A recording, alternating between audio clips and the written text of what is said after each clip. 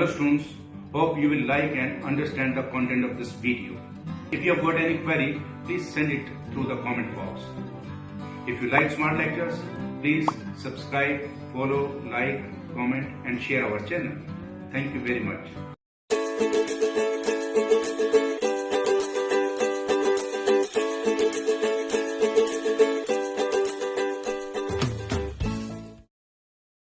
Hello students, hope you will like and understand the content of this video. If you have got any query, please send it through the comment box. If you like Smartlectures, please subscribe, follow, like, comment and share our channel. Thank you very much.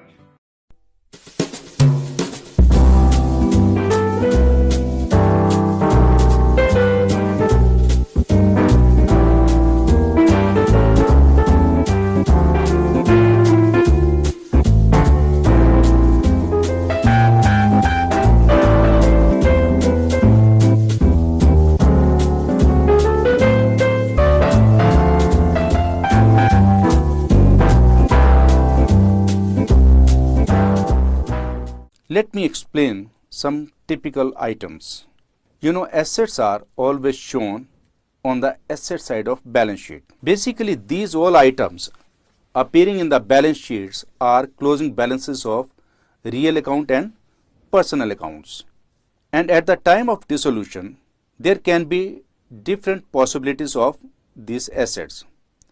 These assets, whether recorded or unrecorded, can be sold for cash, or it can be taken by some creditors, or it can be taken by some partner for the settlement of loan. Means it can be given to settle partner's loan, or it can be taken by some partner.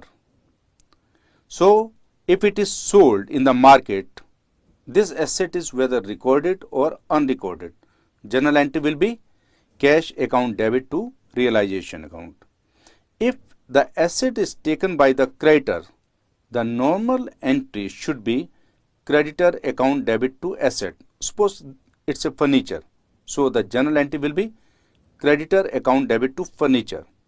But in this situation of dissolution, we cannot debit or credit any other account other than cash, capital or realization account. So if we replace by realization, so journal entry will be realization account debit to realization account. It means nil. It means if any asset is taken by any creditor, there will be no journal entry. If the asset is given to any partner to settle his loan account, in that situation, the journal entry will be partner's loan account debit to realization account. If this asset is taken up by any partner, in that situation, the journal entry will be capital account debit to realization account. In the same way, you can find some other situations like there was a typewriter worth ₹1,000 not appearing in the balance sheet, but it was sold at 10% cash. So how will you treat this statement? In this situation, the journal entry will be cash account debit to realization ₹100. You have nothing to do with the original value of ₹1,000, whether it is recorded or unrecorded. You should not get confused with these type of tricky statements. We are concerned only one thing, how much money we are getting. That is cash account debit to realization ₹100. That's all.